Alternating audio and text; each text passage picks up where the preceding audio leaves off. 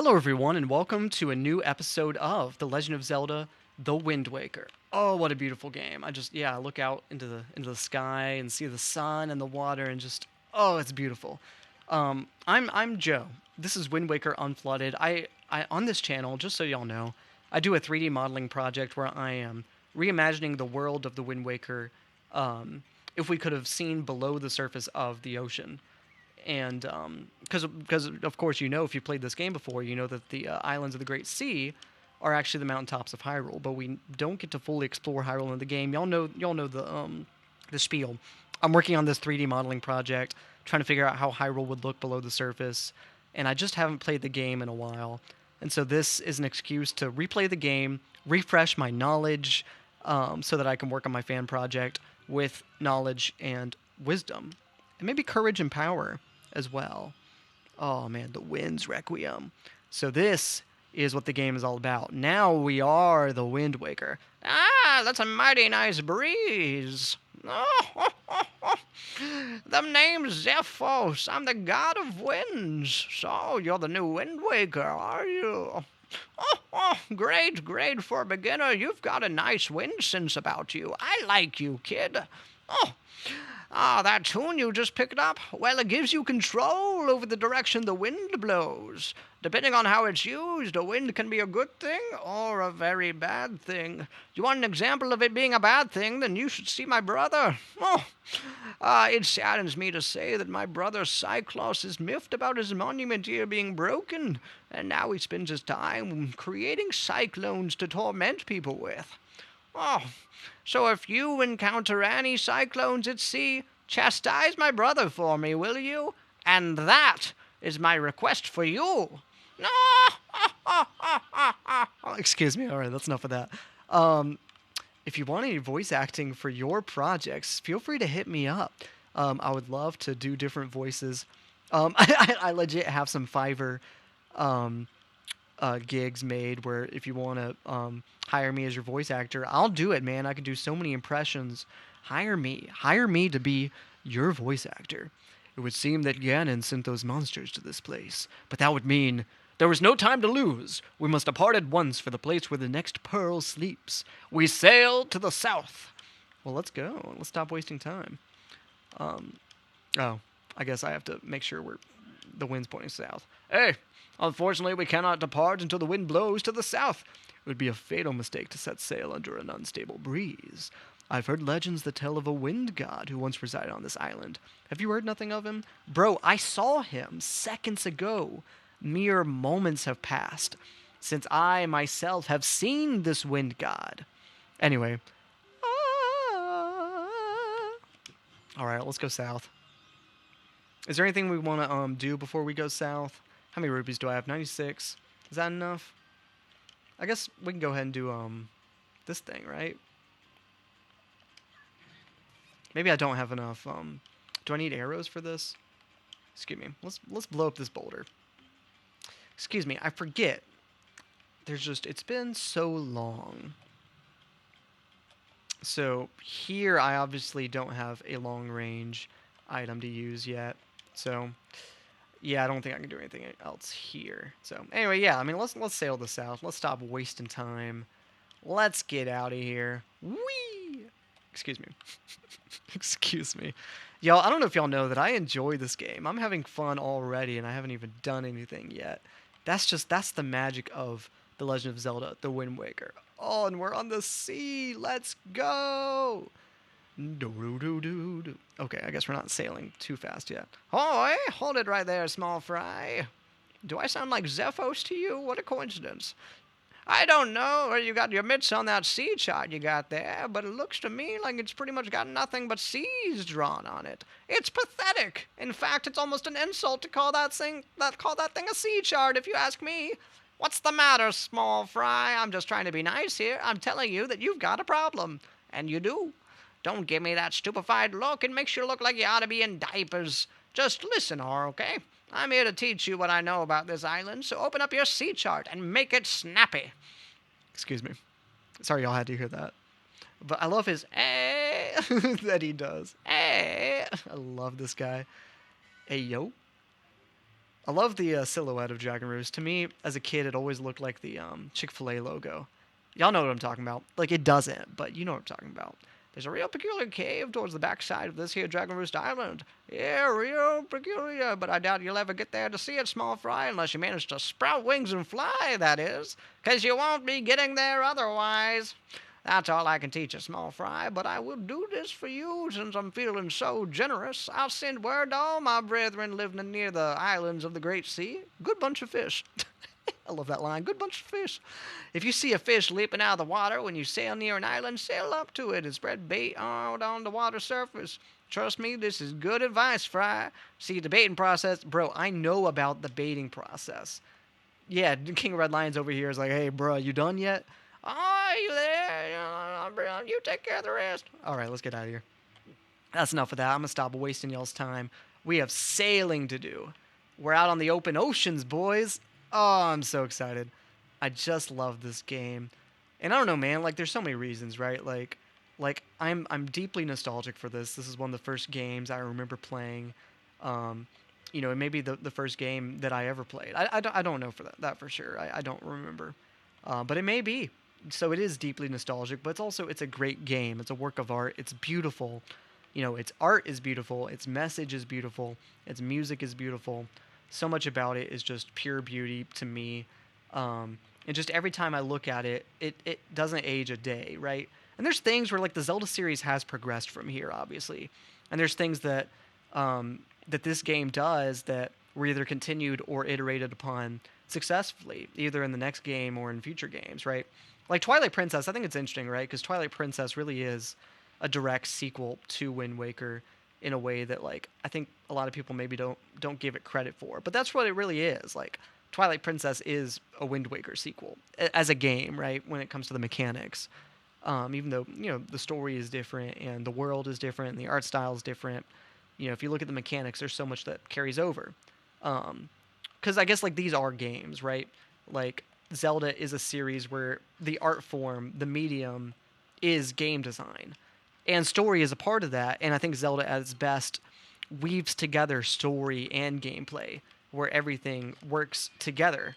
But really, like they are, like they are games first. But that doesn't mean the story is compromised. So I don't know. It's like I think that's the great thing about Zelda is that so often story doesn't feel compromised. It feels like a very natural element of the games. I think a game like this, yeah, I think it works beautifully. I don't know how the time is going to be out on the channel, but I just did a podcast episode with Lily Hyrule where we talked about something I had never thought about before until I talked about it with her, is the fact that like in Zelda games, you don't get objectives or like not like tradition or like modern games do, where like you'll press the start menu and you'll see like a list of objectives. Like that's something that like Breath of the Wild and Tears of the Kingdom do, but all these other Zelda games, it's just dialogue, you know, and like maybe you have a guide that you can ask someone like the King of Red Lions or Midna or Navi the Fairy. These are people that you can ask about your objective. But like that's how you find out what you have to do next. It's through the dialogue of the game. You don't have like a quest objective thing like you do in the new games. And it still works, and it rewards you for paying attention to the dialogue and to the story because it's all woven together, like your gameplay missions with the story of the game. You know, they're the same thing, and that's just something that's done just so well in these games. And I think especially Wind Waker, that just like it's all woven together, right? So I don't know. I love this game. I love the way it handles its story. And I think Ocarina of Time also does that. Twilight Princess also does that. Skyward Sword also does that. These are all games where the story of the game is the gameplay of the game.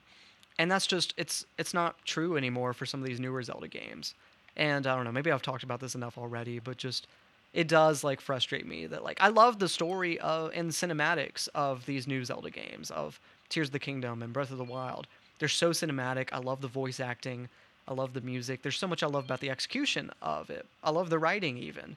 It's just, it sucks that just as a gameplay experience, you don't get to live that story. You don't get to play that story. It happens in the past. It happens through flashbacks. It's not happening to you. It's not happening to the player. You know, it's happening to the past. And I really think that holds the games back. because just something Zelda usually does so well is that they're married, gameplay and story. Let's kill this Bokoblin real quick. Steal his joy pendant, perhaps? I love that you can do that with the grappling hook. Take items.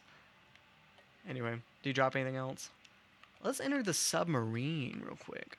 Y'all, we're here to explore. We're here to explore the Great Sea.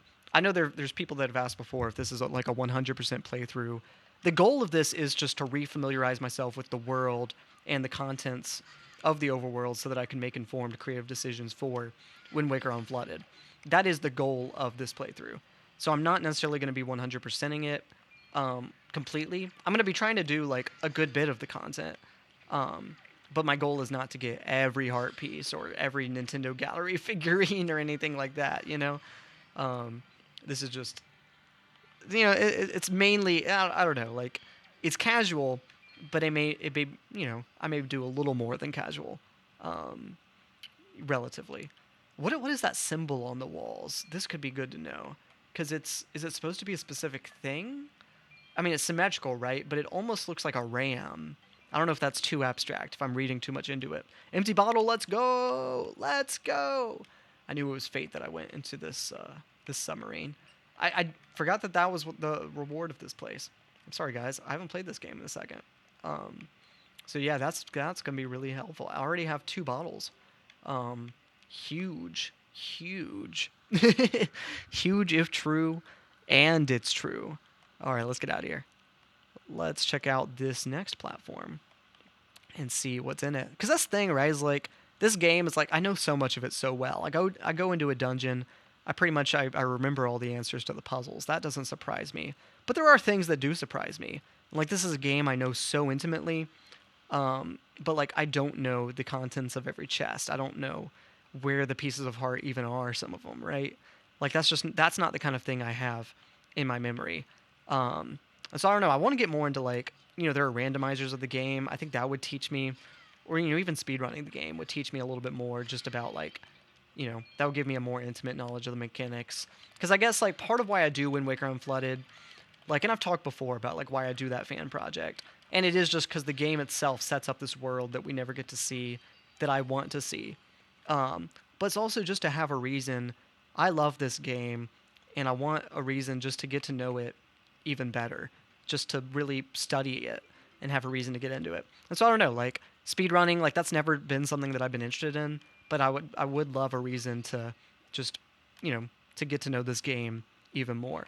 So I don't know. Comment down below if that's something y'all be interested in. At the very least, maybe I won't be breaking any records, but it'd be nice to get a PB, you know, like at least be relatively competitive, you know, have a record that'll beat the casual player. I think that would be fun. But anyway, I don't know. I have goals, I have ambitions. There's a lot of things I want to do. Speedrunning this game is not super high on my list right now. But I am voicing it that like at least some point in the future, if y'all are still interested in me doing Wind Waker content years from now, how much can I get out of this one game? I don't know, man. It's such a great game that like, you know, like I'm not trying to extract content from it. If I was just trying to make content, I could do anything. Yes, do you not see what rises up from the horizon? That is where you must go, Joe. The Forest Haven. Forest Haven. Is that a Kokiri Forest theme?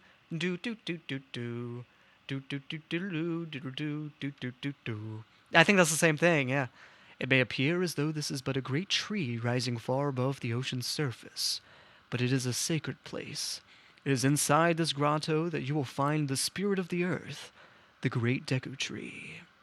You must speak with the Deku tree and receive from him the sacred gem known as Furore's Pearl. How do y'all say that? Do y'all say Furore? Do y'all say, I think when I was a kid, I just said Fairroar.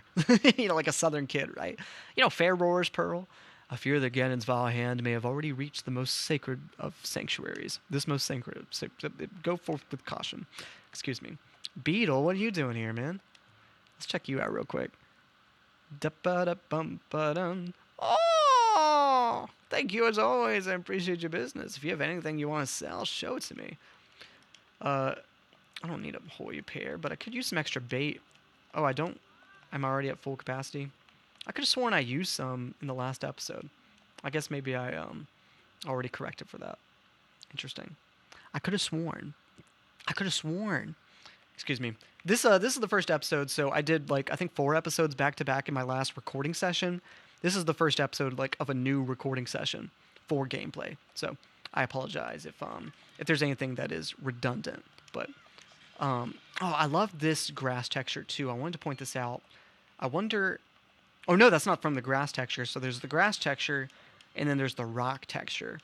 And so I was just looking at some of the paths on this island, right? So like there's that just like kind of edge to it. That's coming from the rock texture on the side, or it's not rock. It's well, some of it's rock and some of it's bark. That's interesting. And so this point here, we see a transition between the two textures, where it's bark and then rock. Okay, interesting. It's cool that this island uses both, right? And that's something that like I didn't really think about until I started modeling like extensions to it for Wind Waker Unflooded. Is that like this is a tree on top of a mountain, so it's not just a giant tree, right? And so like you see this delineation, right, where the tree is sitting on Earth, and it goes back and forth. So I'm really interested just to keep modeling it because obviously this is a giant tree and it can continue to go down. It do go down, like pretty deep, right? And I'm excited to like model some really deep roots for the Forest Haven. But at the same time, it's like it is on top of a mountain at the same time. It's not just a giant tree. And I think it's a really cool, just like this mixture of earth and tree. And I just like that's just not something I would have really thought about, even though it's plain as day. You can see, oh, there's bark, you know, and there's rock. But I just didn't really think about what that means until I started modeling for Wind Waker Unflooded. So I don't know. I love that that's something that's like it's still clear. It's not like I'm noticing this hidden secret. It's just something that I didn't think about before. And I just know. I don't know. I think that's cool. I mean, that's how theories are, right? There's a lot of Zelda theories where it's like they'll say something and I'll go, oh, like the game text doesn't say that, but it's explicit through the world design. And it's just really cool to see it all come together like that.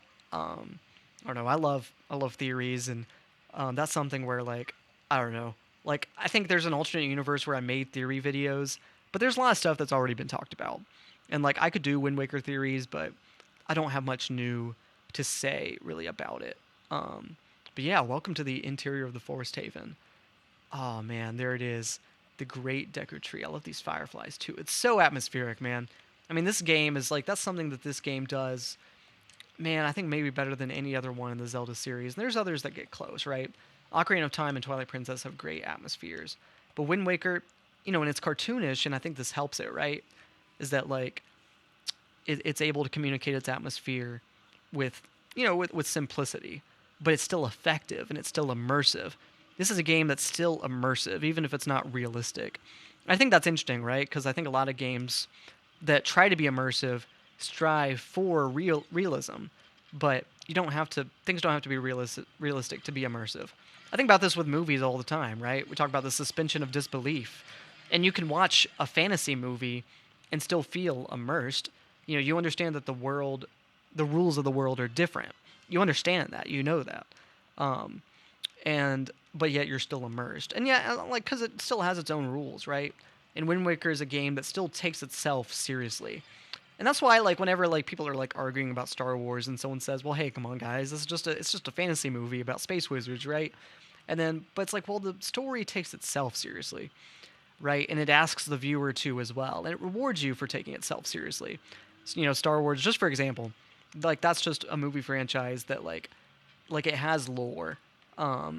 This is interesting. The bottom of the Deku Tree, just like the UV mapping of it, or is that a lighting artifact, right? That I'm looking at. Is that like the bottom of this? I think that's texture stretching. Interesting. I wonder if they thought that part of the model would be submerged or something. Interesting. I don't know. I'm noticing things, guys. This is the year of noticing things. Hey, yo. What you talking about, man? What the heck are you talking about, man? Excuse me. I must apologize. I was in error. I saw your clothing and suddenly I felt a longing for an age long gone by. That longing caused the ancient tongue to pass my lips. I am the guardian spirit of this forest haven, the Deku tree. I owe you my thanks for your aid in ridding me of those foul creatures. Tell me, was it not the King of Red Lions, the boat who speaks, who led you to this place? It was, yeah, in fact. So it is true. See, Link just talked. Link just talked. You didn't get a dialogue option, but you saw him say something and were responding to it in conversation. Link canonically talks. So it is true. Then you have come here because you have need of the Pearl of the Goddess. I see. I knew there was a reason the monsters had begun to congregate in the regions around my wood. Now I understand it. He has returned. Ganon has returned. In that case, we must make haste. Koroks, little children of the woods, this traveler is not your enemy. Let your hearts be at ease, and show yourselves. Let's go, Korok. Oh, they're adorable. Oh, they're just so small. I could pop them in my mouth and eat them. Crunch. Tasty little buggers. Excuse me.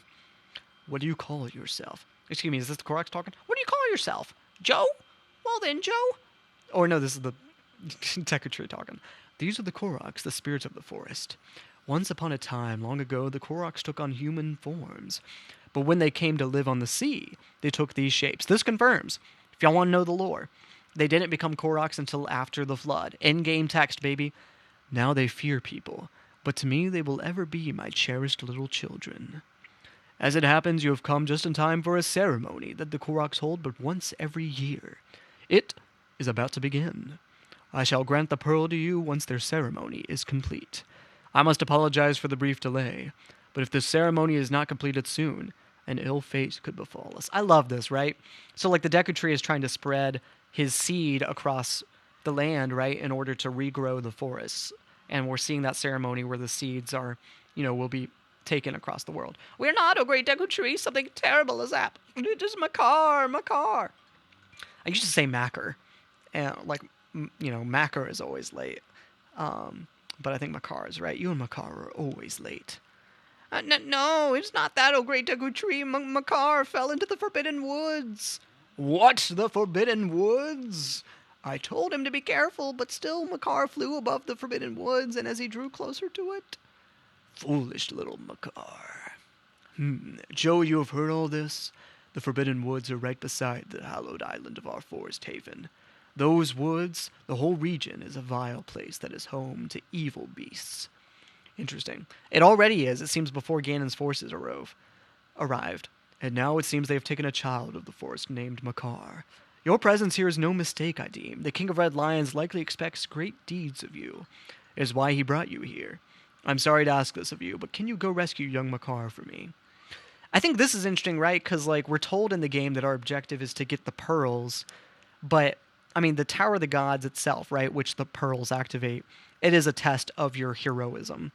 So it makes sense that to receive the pearls, you have to, complete a heroic deed. You have to save Medley from Dragon Roost. You have to save Makar from the Forbidden Woods. And the game doesn't explicitly say that, but it is this, these trials of the hero, you're rewarded for being heroic. And I think that's really interesting that, it's not explicit that, to get the pearl, they could have just given you the pearl story-wise. But also, the truth is that, they're rewarded to a hero. So I think that's just a really interesting kind of connection. It's not like you have to go into the Forbidden Woods to get the pearl at the end. But if you want to be seen as a hero, you have to be a hero, and the game rewards you for being a hero. You're asked to be a hero, even if you're not rewarded for that. In a sense you are, but story-wise, they're disconnected, which I think is interesting. Yeah, I want to be shot up into the air. Let's go get that Deku Leaf. Bruh. Y'all didn't see that. Pretend y'all didn't see that. Oh, man, is this going to be tougher than it looks? It is tough, right? Because there's, you're lining up the bud with the top of the screen, but you're kind of guessing. There's a little bit of leeway if you're not, if you're not pixel perfect, right? But, it's still, anyway, I don't know. I'm not going to I'm not going to say that this kid's game is too hard. Well, you're quite good at that, Mr. Knight. Just keep doing that until you get all the way to the top. If you shoot out facing the wrong direction, don't panic. If you don't tilt In any direction, you'll land safely in the Bamba Bud. Okay. Wee! Bro, did I miss? I swear. Come on, guys. I'm good at this game. I swear. I swear I'm good at this game. All right, let me line up. Me as like I was talking earlier about like, really this game doesn't give me any trouble. I want to see if there's anything I forgot. Immediately messes up. Like, come on, guys. All right, sorry y'all had to see this. Wee. All right. And boom. All right, excuse me, guys. I gotta focus. I can't be talking about lore or anything while this is happening. I have to focus. This is my hardest challenge yet. See, I love this though. It's like I think about like Ego Raptor does this bit in Sequelitis, right, where he talks about like the Fire Temple in Ocarina of Time has these sections with bridges that are like collapsed where you have to jump over them. He's like, well, you just press forward. It's not perilous, even if it looks perilous. You're just crossing a gap. You automatically jump. It's not actually perilous because all you do is just press forward. And I like that this, like, this when you're suspended over this height, it's like you could fall and then you would have to restart your progress. And I think this game just like it iterates well on like, you're not just pressing the forward button. Like you have to make sure that you're actually lining things up, or else like, you will fall and either receive fall damage or you'll lose progress. Either way, those are detriments. So anyway, this is the exit. This is the exit that leads to the Forbidden Woods where our brother Makar is being held. Please take care of Makar. Bro, I'm going to do my best. I'm going to save that little critter, that little bugger, before anyone else can eat him before I do. I bet they have like chocolate insides, right? It looks like tree bark on the outside, but you kind of break open the bark and then there's just like chocolate filling inside the Koroks. I bet they're scrumptious. Excuse me. What's up, man? Congratulations, swordsman. It appears you've finally gotten the Deku Leaf. That eerie-looking island over there is home to the Forbidden Woods. Makar is trapped somewhere within there. You'll have to float over to the entrance from here using your Deku Leaf. But when you're flying with the Deku Leaf, you're at the mercy of the wind. If the wind can't carry you there, you fall into the sea before you land. If only the wind were blowing in the right direction to carry you there. Well, boy, do I have good news for you. We can change the wind direction. As of this episode, you've conducted the Wind's Requiem. I'm pointing like southwest, right? South by southwest. All right. Do I need to catch that updraft? I don't think I have to here. I think I can just whee and jump. Oh, man. Yeah. I mean, this is where it all comes from, guys. Like, if I know people have... I think people are giving it its fair credit, but like there's Breath of the Wild and Tears of the Kingdom concepts that all started in this game and maybe weren't passed to later games. Like there's ideas in Wind Waker that like didn't carry over to Twilight Princess, like the glider, right? The Deku Leaf, which finally appeared again in Breath of the Wild. I mean, same with just the overworld exploration, right? Like this is something that Wind Waker was the most open Zelda game. And Twilight Princess has an open world, but Wind Waker like really like lets you kind of go anywhere you want after a certain point. It takes like maybe a couple of dungeons to get there, but basically like the world really opens up, and we didn't see that again until Breath of the Wild. And like I have my criticisms of the Switch Zelda games. I know I'm sure I've talked about that a lot in this episode already. There's things where I'm like, all right, the past Zelda games did it better. But there's also things where I'm like, when I played Breath of the Wild for the first time, part of why I fell in love with it, it's not just a resemblance to Wind Waker, but it was that I'm like, finally, like, this is what I saw in Wind Waker, and it's finally like, this is a game that, like the Triforce quest, like in Wind Waker, is kind of everything in Breath of the Wild. Like the game just opens up and lets you go wherever and explore wherever you want, and it allows you to do that and rewards you for doing that. The overworld is open and lets you go anywhere you want. And like that's the part of Wind Waker that I love, the Triforce quest. And in Breath of the Wild, that's the whole experience. And it's like we're gonna make the whole game the Triforce quest, and I love that. And it seems like a lot of other people love that too.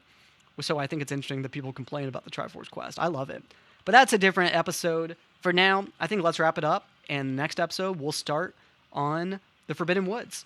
See y'all then.